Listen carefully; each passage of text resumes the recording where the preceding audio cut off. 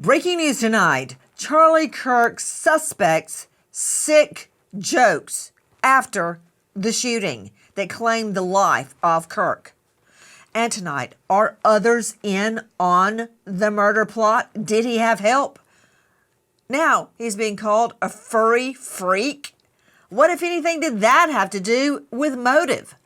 I'm Nancy Grace. This is Crime Stories. I want to thank you for being with us.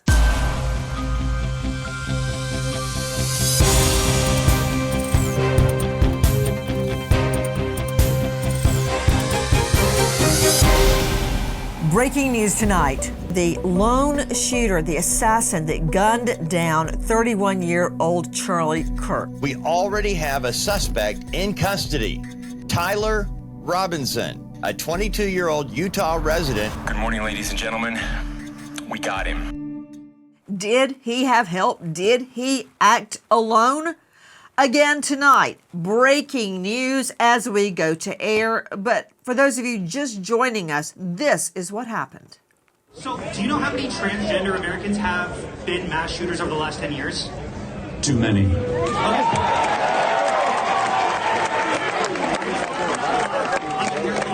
It's 5. Okay, now 5 is a lot, right? I'm gonna give you some credit. Do you know how many mass shooters there have been in America over the last 10 years? Counting or not counting gang violence? Great. Chaos on the Utah Valley University campus as thousands of students and locals run from Kirk's booth, screaming. Kirk's security team rushes into action, putting pressure on Kirk's wound and escorting him to a waiting SUV to take him to the hospital. At this hour, law enforcement remaining mum whether or not the shooting suspect had help. Were others in on the plot? Did they help him retrieve the gun, retrieve his vehicle? What do we know? As we go to air, we are learning that the Kirk shooting suspect is tied to the murder scene through DNA.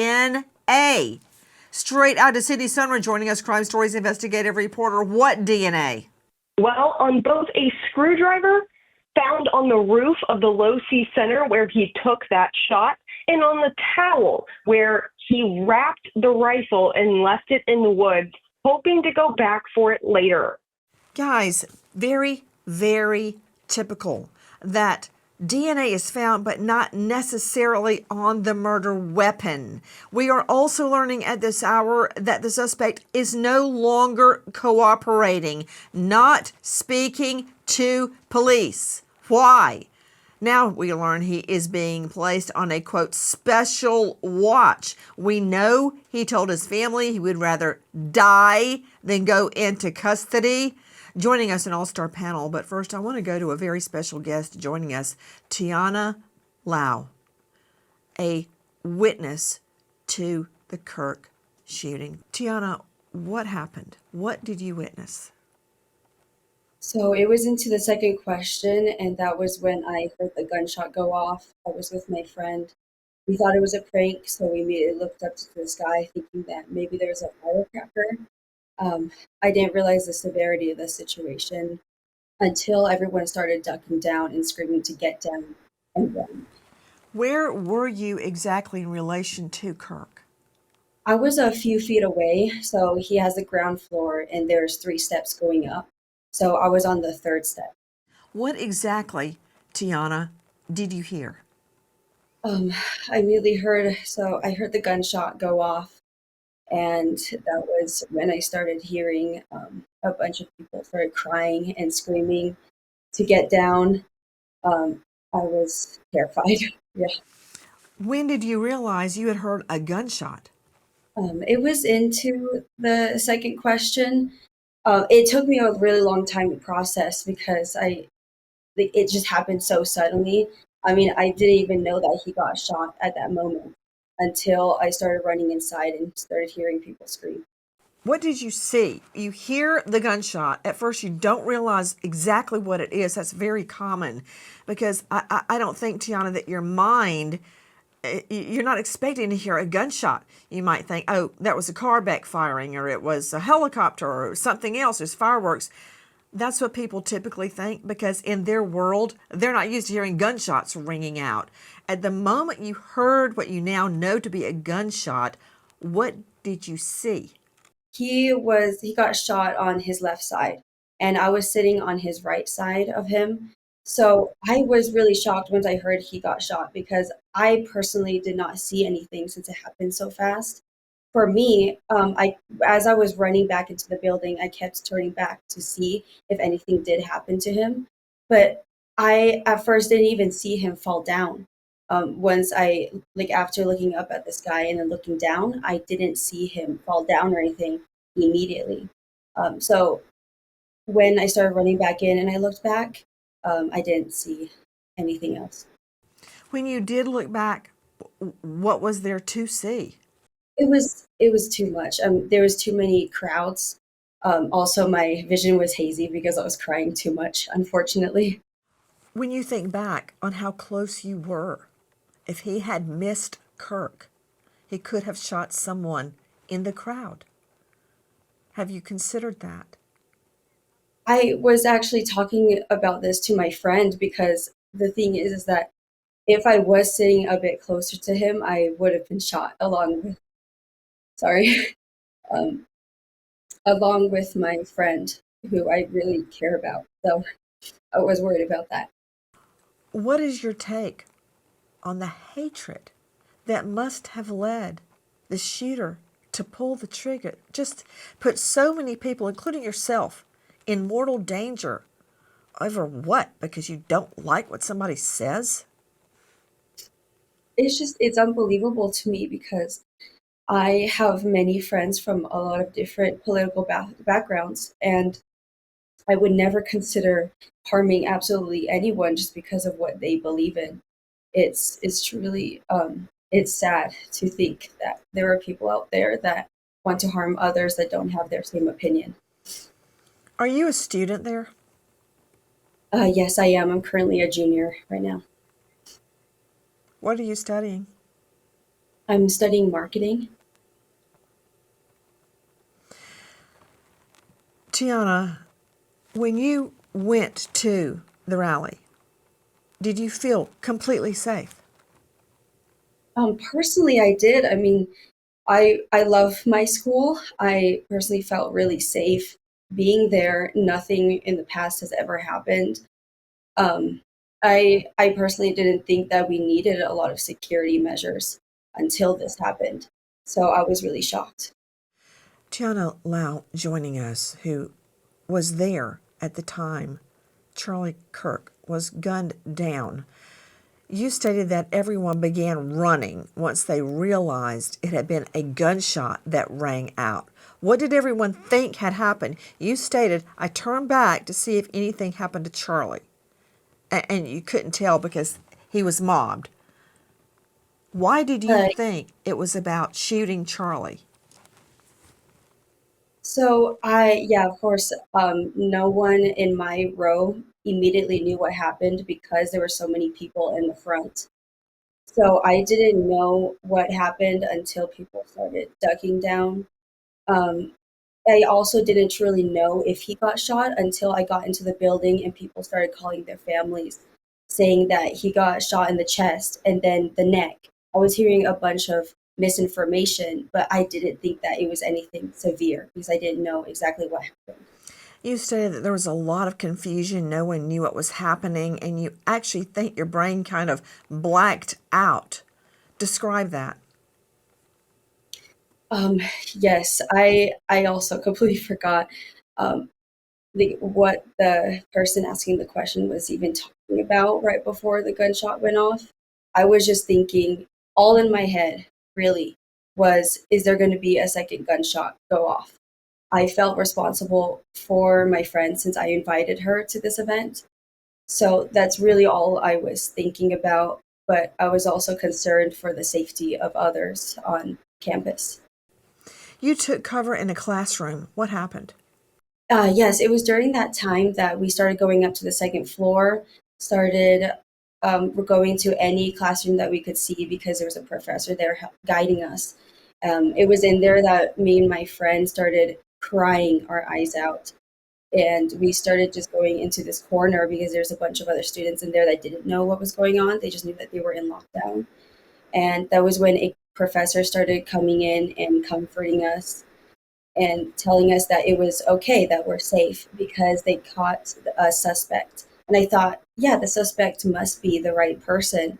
I felt safe in that moment. And even though it wasn't the right suspect in the end, it still provided me comfort until the moment we left campus. What went through your mind when you realized the shooter was still out there? That the old guy they got out of the front row area was the wrong suspect?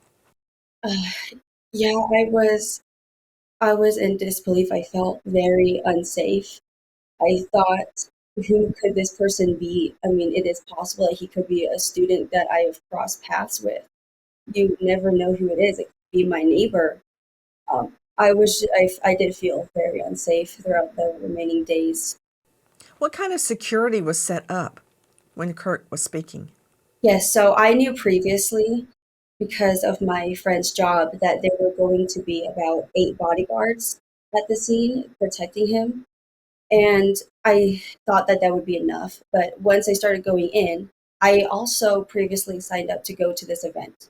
And that was, and I was expecting for them to check for tickets, maybe check our bags. But I just walked in and they handed me a flyer asking, "Hi, there's going to be an event today. Do you know about this event?" And I said, "Yeah, I am. I actually signed up."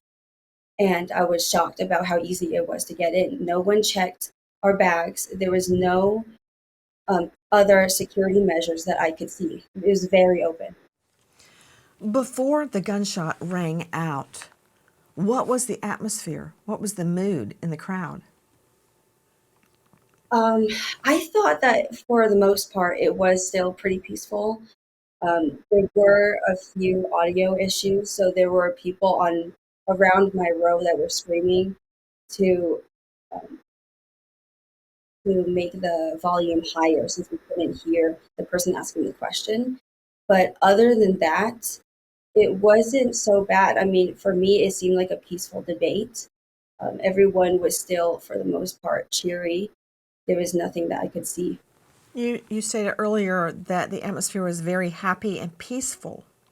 Yes, in my opinion, I know that at these types of events, there's always going to be someone, I don't know, rioting or something like that. I did see um, some students, a part of the LGBTQ community, at the top balcony, but even we're very peaceful. No one else was insulting each other. To me, everything was fine.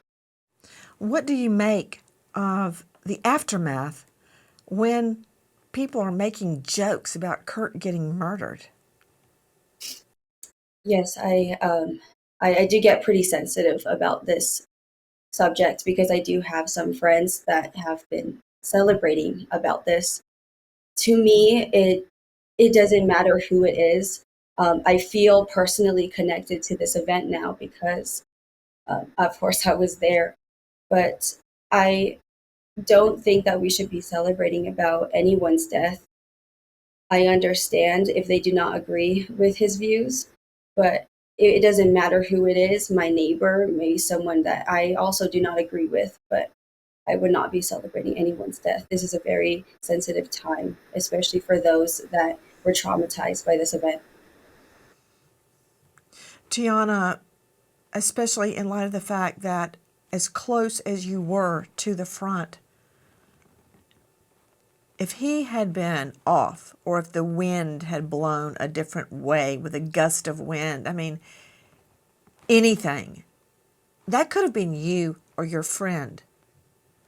When your associates, your colleagues, make fun of this, do you just ignore it or do you confront them? Yes, when I'm currently not speaking to them right now, um, especially when I was really sensitive since I was there. So I did tell them that it really hurts me personally because it I told them specifically as well if I was in that situation, if I was shot, would they be celebrating about my death? Because I know that we do not agree on a lot of points. And it really hurt me that they were speaking badly about him, especially since, yeah, I was there. But yeah, that's all I have to say about that. Just not on speaking Tiana, how terms. did this affect your friend that you invited? How is she? Yeah, so she is an international student. She was definitely crying alongside me a lot more than me, because she has never thought that this would happen at her school. She came here looking for a better life. And the fact that this happened to her in a foreign country without her parents to call, it really impacted her greatly. But fortunately, we have each other, so we can support each other. Question, Tiana, are you seeing a counselor about this? Because what you're describing is a traumatic response to what you saw. When I became a crime victim, I never sought counseling ever. Looking back, I should have, but I think you should consider it. I know. Have you? I'm sorry. I'm currently not, but because I didn't think that it was going to be this bad until I started seeing the videos replay again. So I think I will seek out some mental health services. So thank you for your concern. Now, I happen to be watching Charlie. I can't say I saw blood. I can't say I saw him get shot, but as soon as that shot went out, he fell back into his left, and everybody hit the deck. Charlie has some security in front of him, but you got the sense that the shot came kind of straight at him. And I don't think there would be many vantage points too far away because he was under an awning. From our friends at Fox. Prices are out of control. Have you been to the grocery store? Many people are relying on credit cards just to get by for essentials. If you see your debt growing every day, you're not alone. Americans owe over $1 trillion. You may have hesitated to call American Financing to avoid losing your low mortgage rate. Well, there is good news. Their Smart Equity Loan lets you tap into your home's equity without touching your current mortgage. It offers a fixed rate and one predictable monthly payment. No upfront or hidden fees. And it only takes 10 minutes to get started. If you need help, call 866-888-0344. Repeat, 866-888-0344. Or go online to americanfinancing.net/Nancy to learn more. This is a father of two.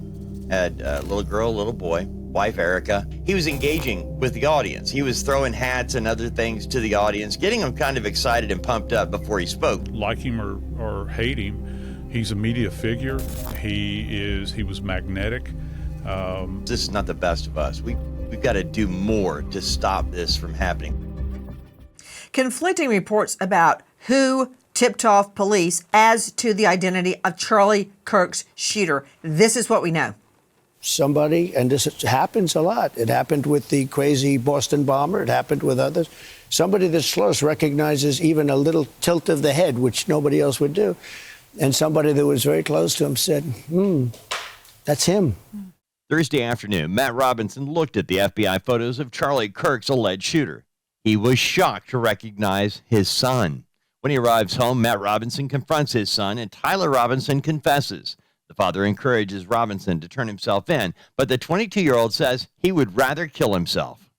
Earlier sound from our friends at Fox and Friends. Straight out to Joseph Scott Morgan joining us, professor of forensics, Jacksonville State University, author of Blood Beneath My Feet, death investigator, and star of Body Bags, hit podcast series.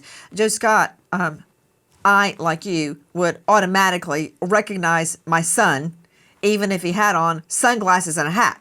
And I imagine all of his friends would too.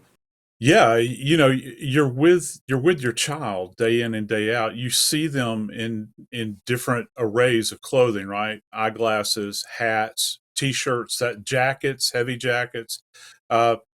Hell, I even think that if I saw my son in a ski mask, I could probably, parse out who he was. So yeah, this is not, to us, this guy is a phantom, when you see these images on CCTV. But the reality is that you go home, those that are most intimate with you, that know you very well, they're going to recognize you. We are hearing tonight, Joe Scott, that DNA, deoxyribonucleic acid, ties the suspect to Kirk's murder. When I heard about a towel being wrapped around the weapon or with the weapon, I mean, that is a perfect conduit for DNA. Now, originally, you and I discussed the possibility that there was no exit wound, that the bullet was lodged in the body of Kirk. There's no good way to discuss this, but the ballistics plus as to the body having the bullet in it it could be a direct match to the gun, which we'll explain in a moment. But first, let's talk about the towel and what that means to the investigation. Everyone, this, as we were learning, there was a handwritten note that was found. I don't know what's happened to it, seemingly has disappeared, but the note apparently said, I've got an opportunity to take out Charlie Kirk, and he was going to do it. I'm going to take the opportunity. But right now, DNA, Joe Scott, towel. Explain. Yeah, dig this. So if this guy brought the towel with him, and he's got this weapon wrapped in it. Hey, Nancy, if we could go back to that shot of the roof where we think he was positioned, guess what he's laying in up there? Direct sunlight. Gravel. Guess what happens? Yes. Guess what happens when we're in direct sunlight? Sweating. This is not, there's a high probability that the DNA that they're talking about on the towel, it ain't touch DNA. This might be complete strand because it may have transferred from sweat or grease off of his hands, oil. We, produce oil on our fingertips. One other little interesting tidbit is that a screwdriver was also found, but yet that was found on the roof. That could be touch. I don't know. Might be sweat. Why would you need a screwdriver? Well, I think that perhaps to make any kind of adjustment or possibly to try to disassemble this weapon. You know what's amazing about what you're saying right there? To Chris McDonough joining us, Director Cold Case Foundation, former homicide detective, worked over 300 homicides, and now is the star of The Interview Room on YouTube. Chris, think about what Morgan just said. He even thought to bring a screwdriver to adjust the shot. For anyone that hasn't had to deal with ballistics like everyone on this panel basically has had to, other than Tiana, when you're taking let's just call it a sniper shot, a long shot, you have to take into account a wind gust. You have to take into account, believe it or not, pros take into account the temperature. You take into account movement on the part of the target. Long story short, he had the wherewithal, McDonough, to bring a screwdriver with him. Bye-bye, mental defect defense. That's not happening. He came prepared. Explain what he was going to do with that screwdriver. Yeah, absolutely, Nancy. And it does go towards, his specific intent to pull the trigger. And that screwdriver is used typically with a scope. And you would put that screwdriver up and you can adjust, for that problem of wind velocity, the target moving, et cetera. So he was very well prepared. It goes to the intent. The intent to Dr. Sue Kornbluth joining us, veteran analyst, author of Building Self-Esteem, owner of Dr. Sue and You. Dr. Sue, question to you. The intent to do an act. I mean, the guy came armed to the hilt with a screwdriver to adjust the scope. Yes, Nancy, it does seem that he's had intent here, that this was premeditated beforehand, that he was planning to do this. and that he had all intentions of going up there and killing Charlie Kirk. This could have been planned and plotted for a very long time, as we do know, Nancy, that he did have access to firearms, as we have learned throughout the media for a very long time. So I don't have doubt that there was intent to kill and harm here.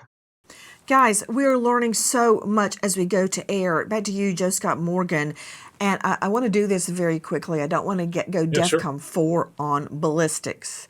But you have performed so many death investigations where a bullet is still lodged in the victim's body. Yep.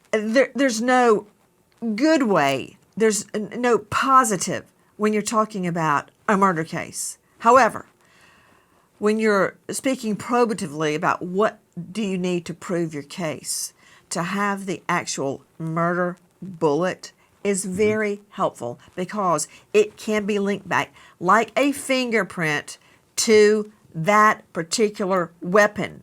That bullet had to be fired from that weapon, not just another .6 like it, but that particular .6. Now, I don't want to go into how the tests are performed at the crime lab and but I want to talk about getting that match off a bullet fragment, because the bullet will be deformed after the shooting, most likely going through human tissue. If there's an exit wound and it hits the ground or it hits a hard wall, it will further deform the bullet. How do you get a ballistics match when the bullet is a fragment or has been deformed? You have to retrieve the most robust portion of that bullet that still remains, and you have to go to great lengths to do that many times. If that round struck a bony structure within the body, it can deform. As a matter of fact, it can fragment. If that round hit anything, like you mentioned, like a hard surface externally, they would have been sweeping that area with metal detectors out there. So you have to test fire the weapon they have in hand with fresh ammunition and compare it against that round that you compare. The trick is, or that they recovered, the trick is, do you have enough of that round remaining that you can do a comparative analysis with? Counting or not counting gang violence? Oh my God. Wait, go, run. Please join us on our mission to find missing people, especially children, to solve unsolved homicides. If you're on the go, catch us on your favorite podcast app where you can get all of our content where we, in our own way, seek justice. We've got a suspect in custody. The man who allegedly shot Charlie Kirk, 22-year-old Utah resident Tyler Robinson. We've got him in custody, turning himself in. The alleged shooter is actually 22 years old. He shoots and then he's off the building. Then we see him limping as he's walking through, saying, hey, I got video of a guy running through the backyards. What more have we learned as we go to air tonight? Listen. He is observed on video in a plain maroon t-shirt, light-colored shorts, a black hat with a white logo, and light-colored shoes. When encountered in person by investigators in Washington County on September 12th in the early morning hours, Robinson was observed in consistent clothing with those surveillance images. That from our friends at Fox. Sydney Sumner, so he had a wardrobe change? Yes, that's what we are hearing. He arrived on campus in different clothing, changed into what we see in those surveillance images, then changed back into the other outfit, and that's what he was wearing when he was arrested. That's one thing we had discussed immediately after Kirk's shooting. To veteran trial lawyer Eric Faddis joining us, partner Varner Faddis Elite Legal, former felony prosecutor. Eric, that just adds on to the state's case for premeditation. He actually had a wardrobe change. He thought that much because we didn't understand how he blended in on campus. If he's dressed like a ninja, all in black with a face covering, a hat, sunglasses, all in black from head, neck to wrist to toe. But He didn't blend in that way because he brought a change of clothes. Now, this may not mean anything to a non-lawyer, but it means a lot to me. It's extremely probative. He thought it out. He planned it out that much that he knew he had to change clothes to blend in. What about it? Yeah, Nancy, that's exactly right. So the change of clothes goes to premeditation. It shows that this was done after deliberation. These are all elements of first-degree murder. And on top of that, it undercuts any potential mental health defense because in insanity offense, he would have to show that he didn't know what he was doing was wrong, but he brought a change of clothes so that he could conceal his identity and get away with it. That shows he did know what he was doing. He had a conscious objective. He had the knowledge in terms of his actions, and that's going to be a big problem for him. Well, another thing, look at it, Chris McDonough. You've combed the scene. By the way, those shots right there from our friends over at TMZ. Check it out. 8:07 a.m. He looks like a college student. 11:49. He's even put on jeans, so when he kneels down on that gravelly roof, it won't hurt his knees. I mean, he really thought this out, Chris McDonough. Tell us what you learned at the scene. Yes, Nancy, at the scene, you can clearly see how he got up to the roof, number one, and then his sniper's nest was a straight shot right at Charlie Kirk. And then when you see these photographs of the surveillance footage from the neighborhood, he has changed those clothes. So it's an indication that he came early. He apparently scoped out the area he was going to go. What I could see while standing there, I was up on a perch looking at where he was firing from. It was an easy shot, to be honest with you. And then when he came off, he ran across the road there and dropped his rifle into the woods and then fled up into that neighborhood. Those shots right there from our friends over at TMZ. When you were on campus, what did you observe? Well, a couple of things. It was an easy shot from the location where he had chosen to shoot from. The center courtyard of that campus is a very closed area, and so you can't get there unless you go up on top of a roof. And the authorities had shut that down, and so he had to have gone and scoped out exactly the area where he was going to go. You keep saying it was an easy shot, an easy shot. Many people do not believe 200 yards is an easy shot, McDonough. Well, it's about 150 yards approximately from my observation. And it was a straight on shot. You could tell that if he hit Charlie in the center mass, i.e. right here in the center mass, look like fragmented, which Doc Morgan was talking about, and it hit him in the carotid artery, and that caused a bleed out almost immediately. It seems like he planned and plotted so much, but then drove right up in his car, in his vehicle, easily traceable. Listen. Investigators reviewed additional video footage from UVU surveillance and identified Robinson arriving on UVU campus in a gray Dodge Challenger at approximately 8:29 a.m. on September 10th. Joe Scott Morgan, let me throw a technical legal term at you. Idiot. I mean, the towel, after all his planning and plotting and scheming and gnashing his teeth and twitching his tail and joking about Kirk online, idiot drives up in his gray Dodge Challenger, a muscle car. Surprise, surprise. Did he not hear anything about Brian Kohberger and his white Elantra that was spotted by everybody and their sister and their long-lost cousin? A white Elantra was seen over and over at the crime scene, speeding away from the crime scene, speeding past the 7-Eleven that McDonough and I staked out. Caught on video. But did he not hear anything about Brian Kohberger? And then there's the other piece of crap, Rex Heuermann, and his vehicle. Heuermann parked his vehicle outside of his home forever. Everybody knew it was his. It was connected to the scene. His vehicle tied him to serial murders. So this guy, the Kirk suspect, he ain't all that in a bag of chips. What about it, Morgan?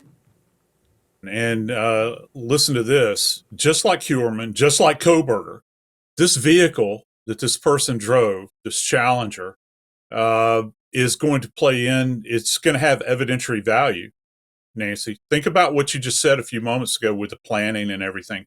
He used this vehicle in order to not only transport himself, but probably transport this weapon, any kind of ammo he had, any kind of tools that he may have used, any kind of prop to support the weapon, changes of clothes, everything. And yet he's leaving these breadcrumbs all the way along. These people are not the smartest in the world. They can kind of figure out the front end and kind of bounce off and get things done. But in the end, it's going to be their actions following the event that will always get them caught.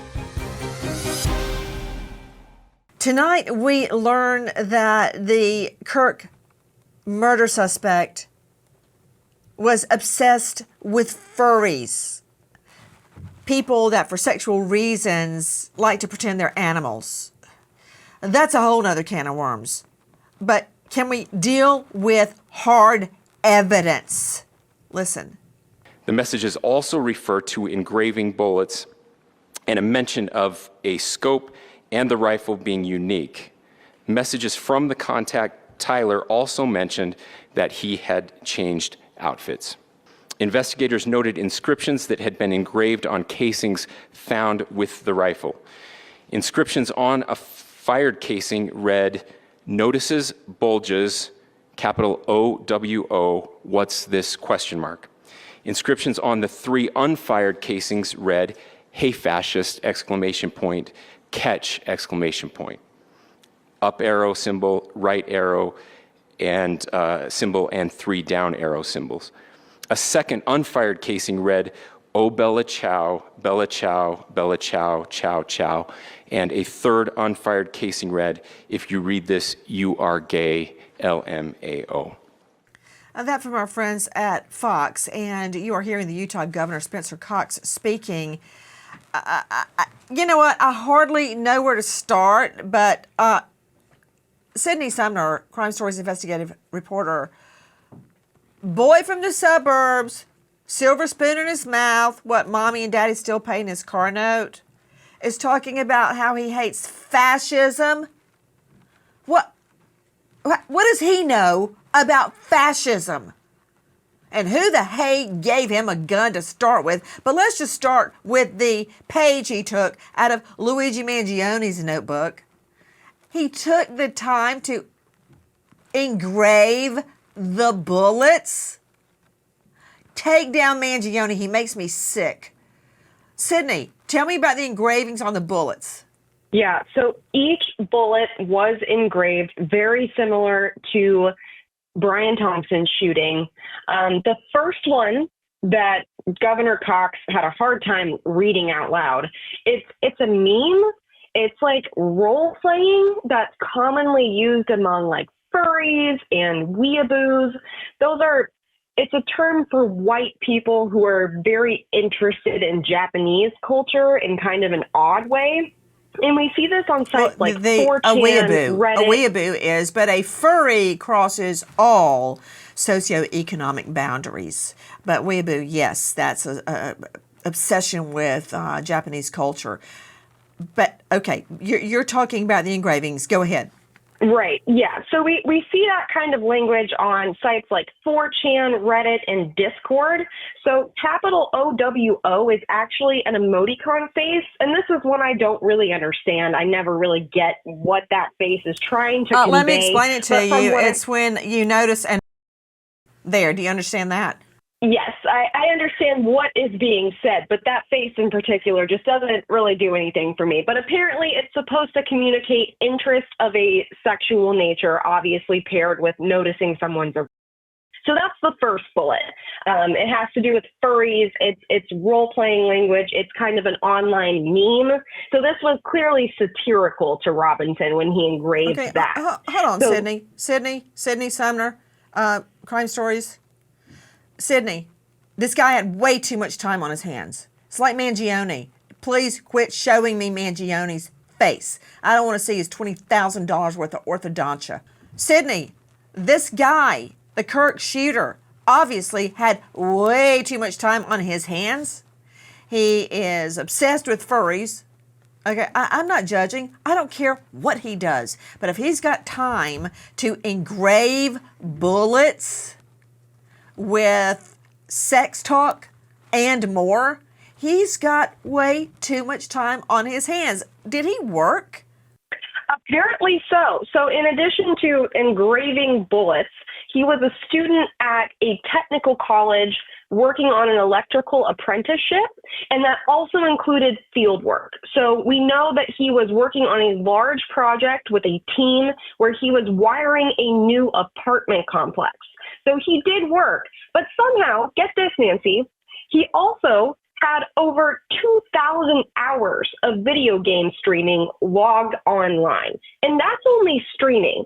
And that's over 10 years, but I did the math, and that is an hour a day playing video games, at least. And that's only what he put streaming. online. Right. Okay, explain that, because a lot of people don't know the difference between playing and then what you put online. Explain. There he is crawling down the side of a building after murdering Charlie Kirk, a husband, a father. Explain, Sydney, what we're talking about, putting it online. So there are sites like Twitch is probably the most popular one. And this is where it's basically like having a social media account, like an Instagram or a YouTube. And when you go on Twitch, you're live streaming. So people are watching you play your game, whether it's an online game or something like Stardew Valley, which is much more comforting, but people can watch you as you play your game live and comment on what you're doing. Sid, I'm going to circle back to you. This is just something I don't understand. Joe Scott Morgan, who has time to watch somebody else playing a video game? First of all, who has time to play 2,000 hours worth of video games? That's Sid. But who has time to watch his screen that he's posting of himself playing a video game? 2,000 hours. Yeah, it seems Plus his a lot obsession online with furries. Yeah, I have no point of reference for that sort of thing, but I can tell you this guy's very visual, and let me tell you why. Anybody that would engrave on these live rounds, Nancy, let me throw this out to you. I got to tell you, you might not like me for saying this. I have no idea, but I got to tell you, I think this guy wanted to be caught. Why is he going to leave a message behind, and not just once, but on all of these rounds, drop the weapon? Put him up. Joe Scott Morgan, who's talking right now. That's such BS. Let me just clarify one thing. This is a yes, no. Are you a shrink? Because I think you're a death investigator. But did you secretly go to night school and get your psychiatry degree, med school plus? Did you? No, but I've come around a few that I thought may have. That was a single response. You're on cross right now. Let's go to the actual shrink, Dr. Sue Kornbluth. It's not necessarily that he, quote, wanted to be caught. How about just straight out your rear end arrogance that you're smarter than everybody in the room, that you're not going to get caught. All your friends, furry or otherwise, are not going to rat you out. They're going to consider you a hero. That's why he put a message on a bullet to murder a father of two. I don't care who agrees with Kirk or disagrees with Kirk. Like him, love him, hate him. Don't care. This guy had the arrogance, the hatred in his heart to put a message on the bullet decrying fascism and about his wannabe. Really? You know what? Go to hell. Go to hell. That's not wanting to get caught. You are an a-hole. Grade A, number 1, red and rashy. What about that diagnosis, Kornbluth? I think you're spot on, Nancy. And by the way, most of these people that murder people like this want that hero mentality out there after. That's why they carve their initials on it, so that the world can know that he did this. For all the people that hate Charlie Kirk, he did this for all of them. It's a sick mentality, and it's an obsessive mentality. And for me, Nancy, he has lived in a world of fantasy, hence the furries come in, because the group of people that belong to furries, a lot of them live in a fantasy world. Also, the video games that he was playing was in a fantasy world. So all of this goes together in a very nice psychological package that this kid, well, not kid, adult, was suffering from something, but it was premeditated. He wanted to be the hero and probably has some kind of psychological disorder that is going on, but we shall see. Don't even tune up, doctor, about an insanity defense or some kind of psychological defect. He knew what he was doing, and under our jurisprudence, the test is the old McNaughton test brought to the U.S. from Great Britain as part of our common law. Did he know right from wrong at the time of the incidents? And the answer to that is HELLYES. He changed clothes so as to avoid detection. He covered his tracks. He parked far away. He hid his weapon. He had to go back and retrieve his weapon. He tried to cover his face. Everything indicates he knew what he was doing was wrong, and he tried to hide it afterwards. That is consciousness of guilt. Case closed. And to back me up, he's no idiot that fell off the turnip truck, in the sense that he had a lot up here. He had a high IQ and really good grades. That doesn't negate the fact that he is one arrogant SOB. Watch this. To receive the Resident Presidential Scholarship from Utah State University. The value of this scholarship is approximately $32,000. This scholarship is available for 4 years or 8 semesters. Tyler Robinson graduates from Pine Hill High School, securing a scholarship to his mother's alma mater, Utah State University, with his top 1% ACT scores. Robinson packs up for freshman year in Logan, Utah, but returns home just a semester later.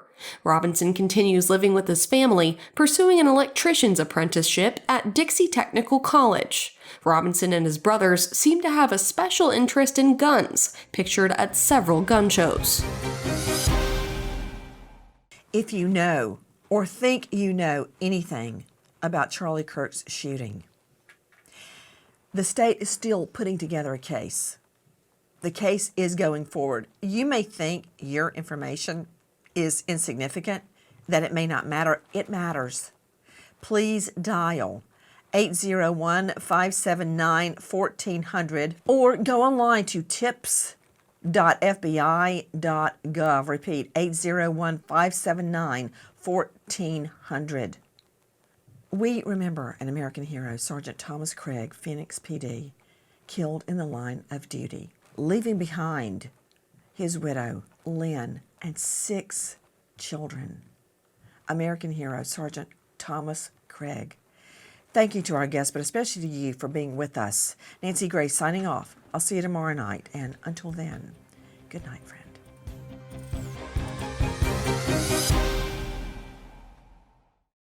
Please join us on our mission to find missing people, especially children, to solve unsolved homicides. If you're on the go, catch us on your favorite podcast app, where you can get all of our content, where we, in our own way, seek justice.